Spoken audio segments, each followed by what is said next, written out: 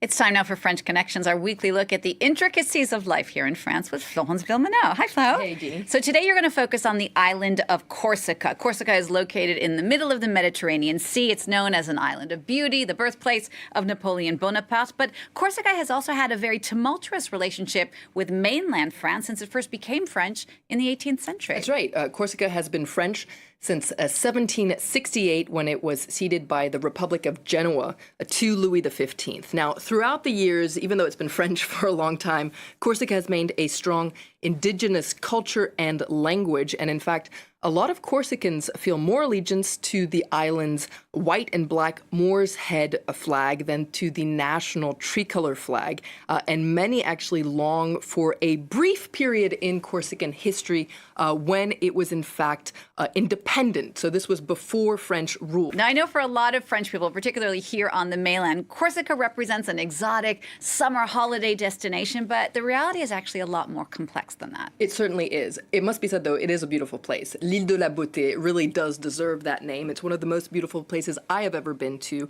And it's really full of all sorts of various things. You've got these beautiful beaches, you've got the mountain ranges. It also has a really cool and unique culture. You've got these chants corse, the kind of a cappella singing. You've also got all these delicious products from cheese to cured meats to honey. It's a wonderful place to visit. And it must be said that Corsica really does live thanks to its summer tourism. It represents 1 in 5 jobs, a quarter of the island's GDP, but that is only for a couple of months a year. The rest of the year, the island depends on subsidies from the state. And it must be said that Corsica is actually the poorest region in metropolitan France, which can be so surprising when you see it in the summer. And all this means that locals have kind of, I guess what you could say, a love-hate relationship with tourists. And tourists can also feel like, well, their presence is merely tolerated.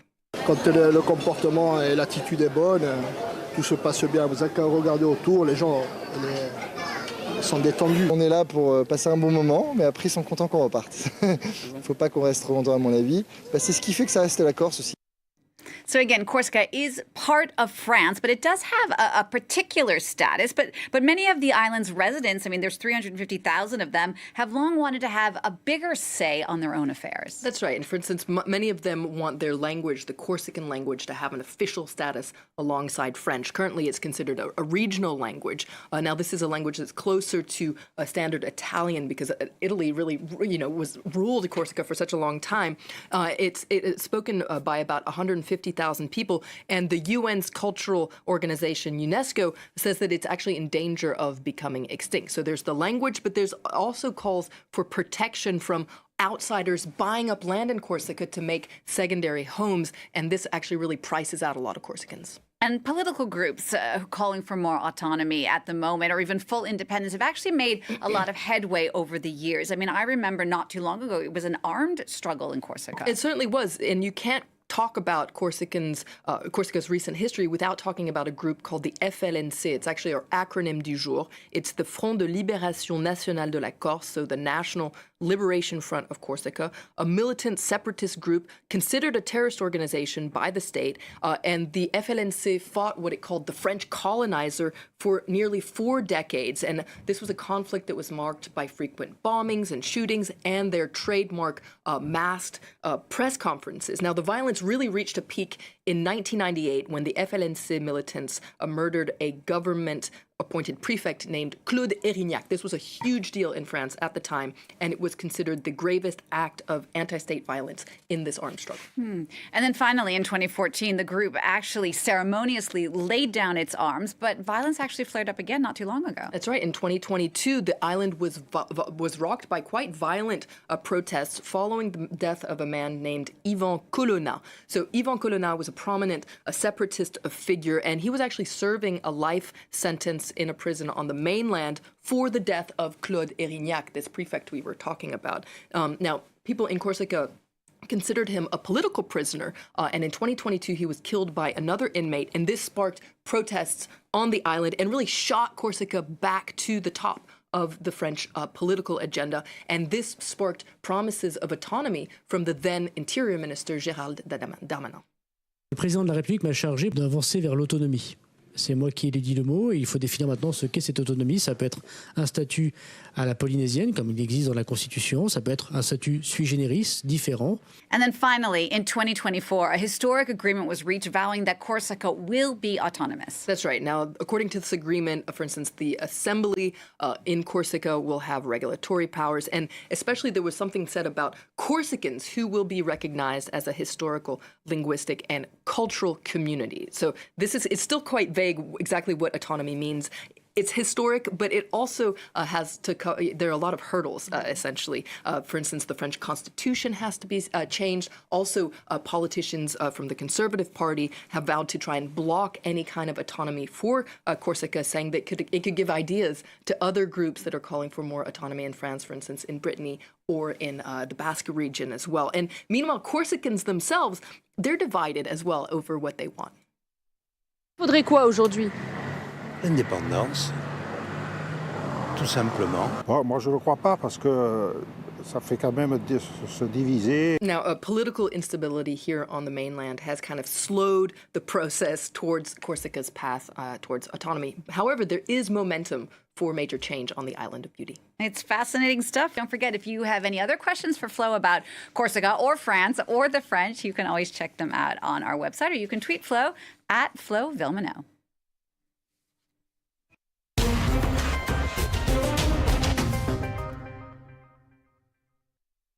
Well, time now for French Connections, our weekly look at the intricacies of life here in France with Florence Villemino. Hi, Flo. Hi, Grace. So this week we're looking at something France is famous for, or rather infamous for, and that's its bulky bureaucracy. The country is often said to be a civil servant's paradise. And France certainly does have legions of civil servants. It's our word du jour. We talk about them as les fonctionnaires. Now, this is definitely a word that you've heard of if you follow French news. It must be said that France's civil service is a hot-button issue. It really sparks heated debates, especially between the left and the right, mainly over its size, its cost, and its effectiveness. And there's a lot of fascination in the public's imagination around France's fonctionnaires, and it must be said there's a lot of fonctionnaire bashing, and there pretty much always has been, as you'll see in this footage. Trop bien payés pour le travail qu'ils ont. Soit il y a un manque de personnel évident, ou alors les gens ils foutent rien derrière les bureaux pour qu'il y ait des queues comme ça partout. Je me marierai certainement pas avec un fonctionnaire, je disais. Parce qu'ils se croient toujours plus haut que les autres, et puis, je sais pas, mal poli surtout. Moi j'ai ma femme qui est, elle, fonctionnaire, qui travaille dans un centre social, qui fait hôtesse. Alors, je vois très bien que c'est pas du tout son boulot parce qu'elle sait pas accueillir, elle ne sait rien faire. Hein. Donc vous voyez, pour moi, le fonctionnariat, c'est le bazar, quoi. Je vous dis, bon, on prend n'importe qui, même votre femme, si tu comprends bien. Voilà, exactement. So people venting their frustration back in the day. But what is the situation actually like? Well, these days there are over 5.5 million civil servants in France. We're going to take a look at the exact number. You can see 5.67 million. So that's about 20% of the workforce, or in other words, 1 in 5 workers are on the state's payroll. Now, that might seem like a lot, but France is actually not the European civil service champion. It's actually outshined by Nordic countries. All right, so there are a lot of them, but what exactly is a fonctionnaire? Is it a catch-all status that applies to a lot of different people? Absolutely. Public administration is divided into 3 categories. You've got state employees, so police, teachers, etc. You've got local authority employees, so trash collectors, gardeners, school cooks, etc. And then you have hospital employees. They're all in these very different sectors of les fonctionnaires. So fonctionnaires are essentially people who keep the country running. They keep the country safe. They keep the population healthy and educated. And it's for that reason that they're granted a special status. Well, you say special status, but civil servants are known to have a reputation for having it quite easy compared to other workers.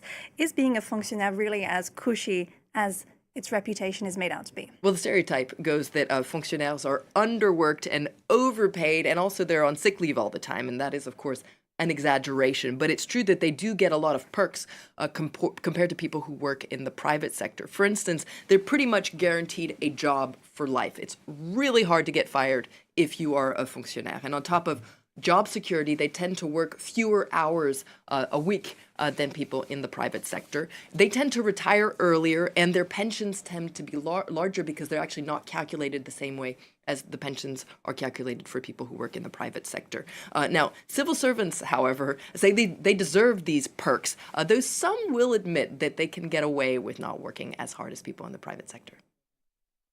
Nous tous, fonctionnaires, on a passé un concours de la fonction publique. C'est aussi pour la garantie de l'emploi qu'on l'a passé. C'est aussi pour cette garantie de l'emploi qu'on accepte des conditions de travail difficiles et une rémunération souvent moins importante que dans le secteur privé. Certains se cachent derrière la sécurité de l'emploi, alors que si ils faisaient le travail qu'ils font là dans le privé, ça fait longtemps qu'ils auraient été licenciés. Now, being a civil servant doesn't only come with perks, it must be said. And in recent years, the civil service has been struggling to employ people, particularly teachers and people in hospitals.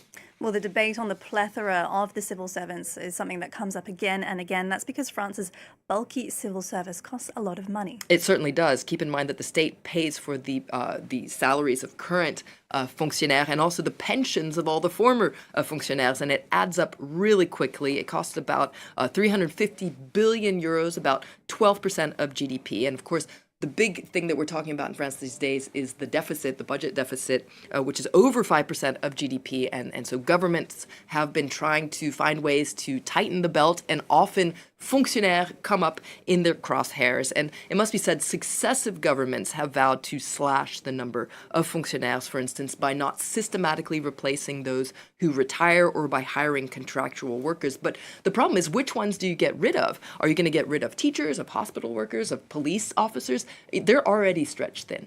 Well, it can seem quite paradoxical then, because people are saying that there are too many fonctionnaires, but then they're also very attached to France's high quality of public service. They certainly are, and that's perhaps a French trait, is to love to complain, but also love your fonctionnaire, because French people do have a certain amount of respect for their civil servants because they're working for the greater good. They want to ensure that the French public service is good quality, whether that's healthcare or education or even diplomacy. They want to make sure that these services are accessible to all, that they're relatively free or completely free, but France being French people love to complain, especially when their fonctionnaires go on strike, because that's another stereotype about les fonctionnaires, is that they're on strike all the time. Though here again, there is some understanding from the public. Non, mais ils sont pas tout le temps en grève. Chacun revendique ses droits comme il l'entend.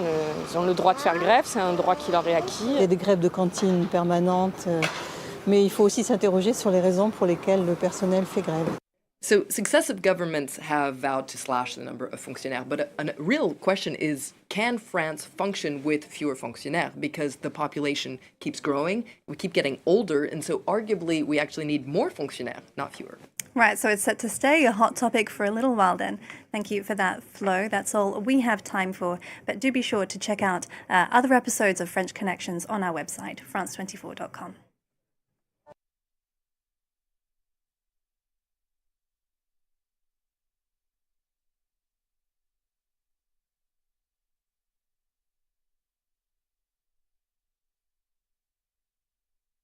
It's time to reset yourself and everything else around you for success in the new year. Tune in to the Effective Living Series 2025 this January on Channel 1 TV and 97.3 City FM. Start your year with insightful discussions and expert tips on personal growth, health, success, and more. From the 6th of January, join Apioko and Caleb Kuda engage our guests with various expertise on the Effective Living Series for a comprehensive guide to resetting your life in 2025. This is the Effective Living Series 2025 on Channel 1 TV and 97.3 City FM. My name is Caleb Kudas. My name is Apioko Sarah Mashong Abe. Apioko will suffice. Week 1 kicks off with Personal Reset. Week 2 focuses on resetting your personal economy. Week 3 is all about resetting your health. Week 4, resetting business, calibrate, remodel, and rebuild. Catch the Effective Living series live on the City Breakfast Show on 97.3 City FM and Breakfast Daily on Channel 1 TV, Monday through Thursday. Don't miss out on transforming your life for the better every week only on Channel 1 TV and 97.3 City FM. The Effective Living Series 2025 is powered by Channel 1 TV and 97.3 City FM and is proudly sponsored by Hallmark Cafe. Hallmark Cafe, delight in every sip and bite.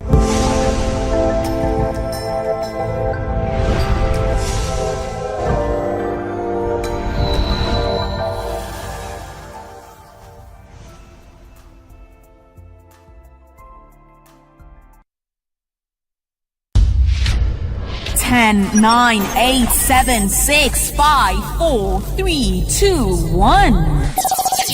This is the Channel 1 Countdown. Welcome to The Point of View. This is your favorite current affairs show here on Channel 1 Television. On The Point of View, we pick the right topics, get the right guests, and ask them relevant questions on issues that matter to you. We have a big show tonight because we're asking the question, is it time to privatize ECG? The power distribution company has gone through a lot of issues. They are accused of mismanagement and financial bad governance, leading to technical, commercial, and collection losses to close to 40%.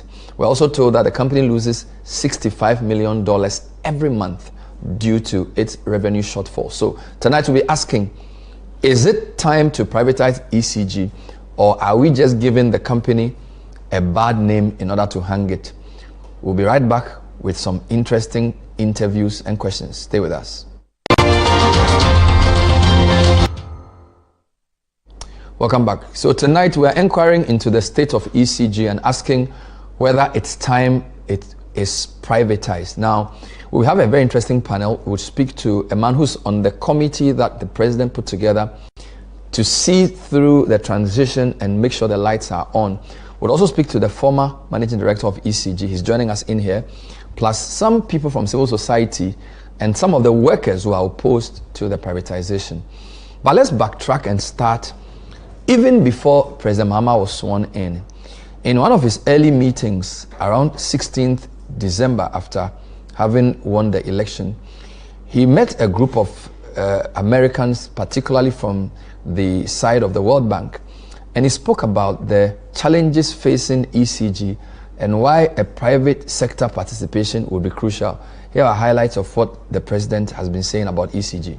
You can't run an electricity utility and make 40% commercial and technical losses and continue to think that you have a viable business. And so something must give in that sector. And that's why I've said that we are looking at introducing private sector participation. If you remember, under the Millennium Challenge Compact, we had agreed that in the last portion of the distribution, billing, and metering, we're going to introduce private sector participation. And so I remember I signed the contract, eventually, the compact, and we started the whole process with improving the national grid with the bulk supply points, the BSPs and all that. But there was also a component for private sector participation in billing and metering. And so the new government took over, and that's when the whole PDS saga happened. So that was President John Dramani Mahama speaking to the leaders of the power sector who met him even before officially taking over. He subsequently formed a committee, an interim committee, to help avert a power crisis.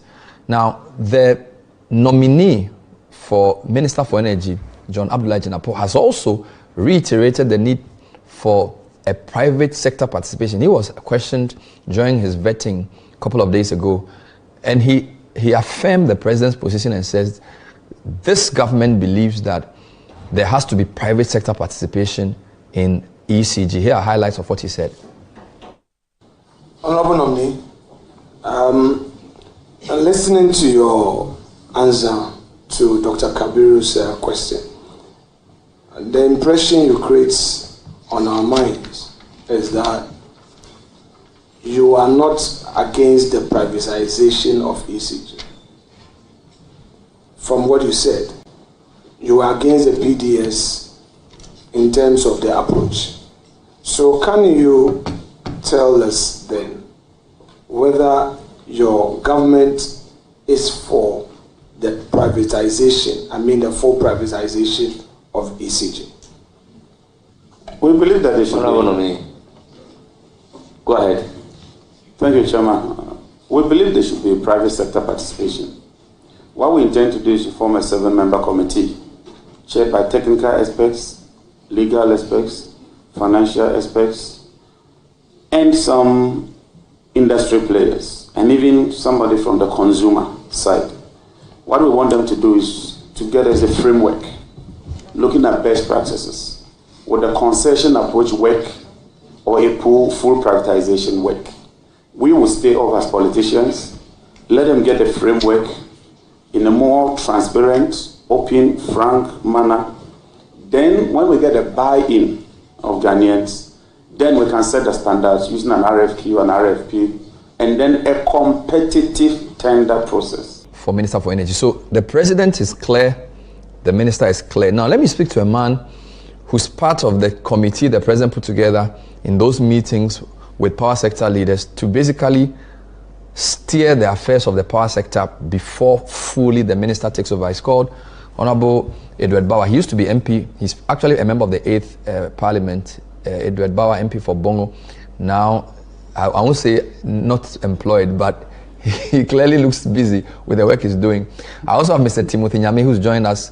He's from the Public Utility Workers Union. I'll speak to him shortly, as well as the former MD of ECG, Mr. Samuel Dubik Mahama. But Mr. Bauer, so thanks for joining us. The president seems very clear that private sector participation in ECG has to happen.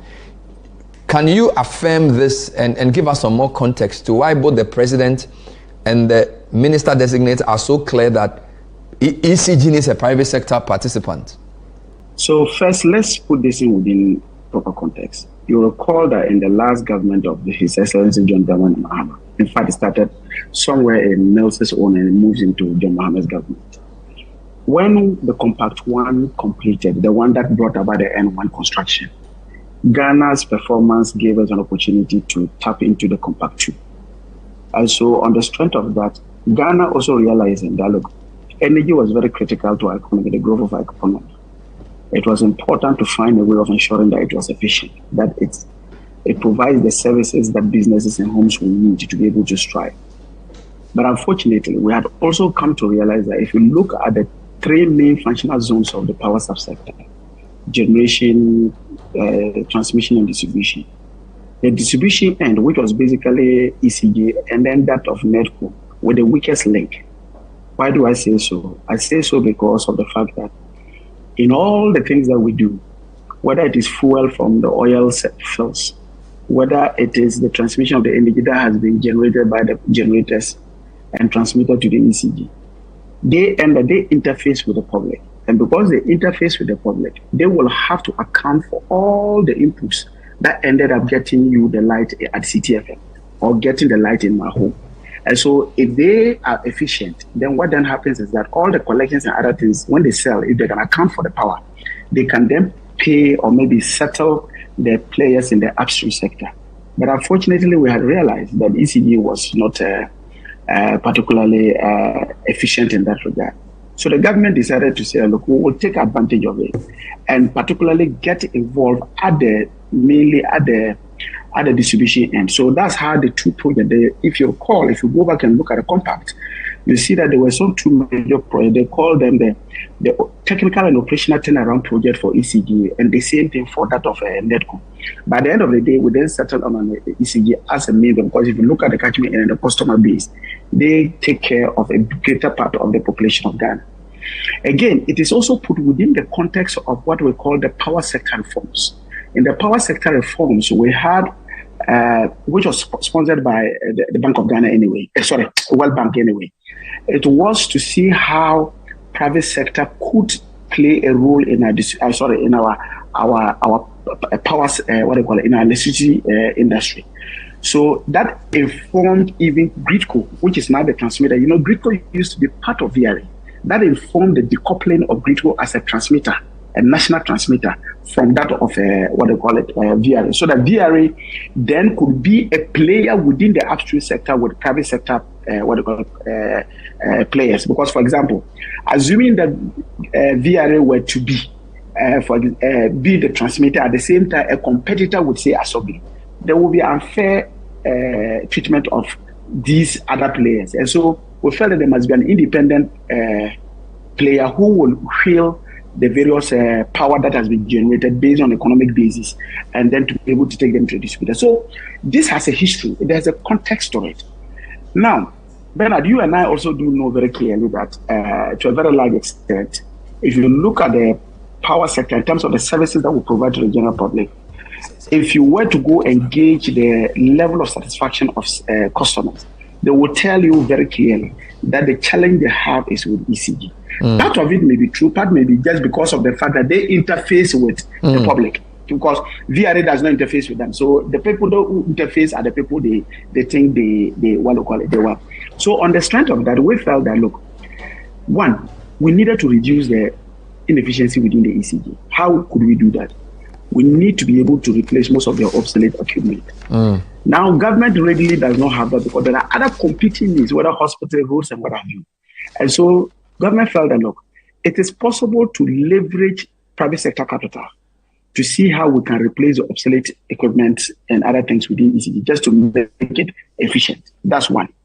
Two, we can leverage on private sector expertise in trying to ensure that we run the company very well. So this was what informed the whole idea. So what His Excellency John Dramani Mahama is doing now is just a continuation of what he believed in.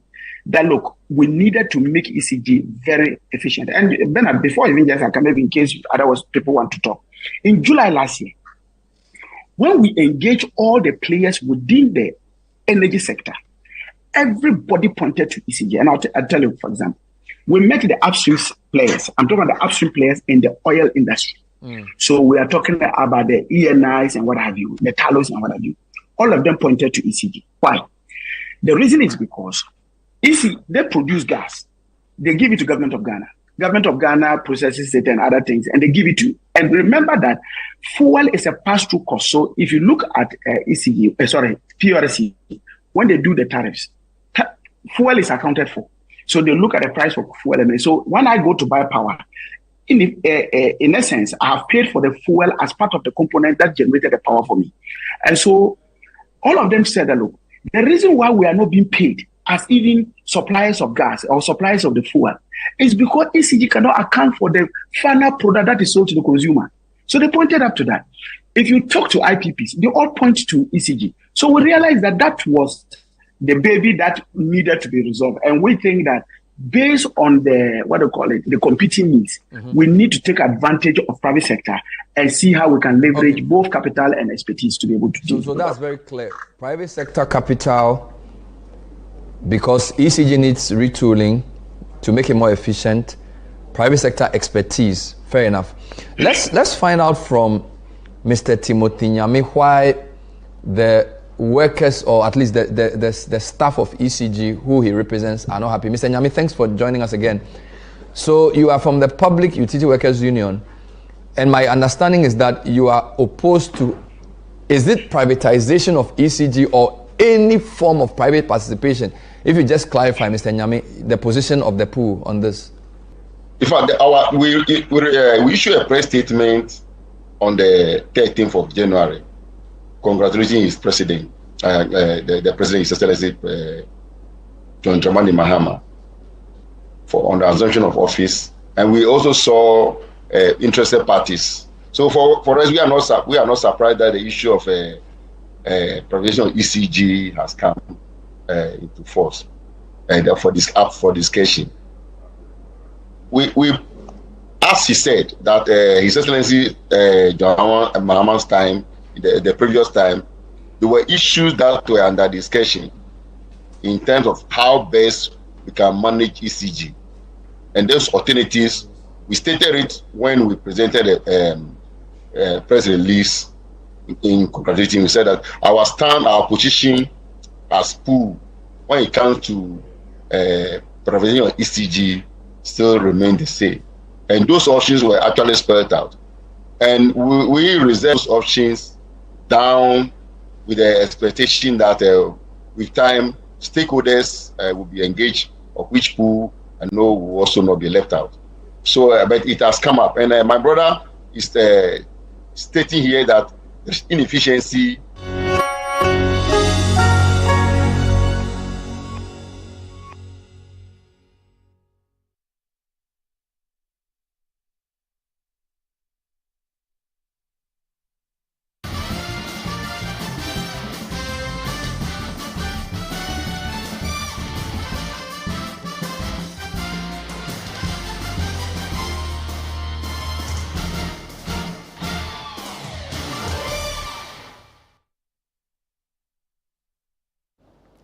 Hello, you are welcome to Newsfeed on Channel 1 TV. I am Charles Osukumi. Coming up in the bulletin, Operation Recover All Loot Committee to soon present its reports to President John Dramani Mahama. Also coming up, Teachers and Educational Workers Union of Ghana calls on government to expedite their conditions of service negotiations. Later in the business, Africa Center for Energy Policy advocates for BOST to be commercialized and listed on the Ghana Stock Exchange. And later in sports, Ghana Football Association set to dismiss Black Stars assistant coaches John Pintil and Joseph Lohman. Let's now settle for the details of our stories. And we begin with Operation Recover All Loot. The chairman of the committee, Samuel Okudzeto Ablakwa, has announced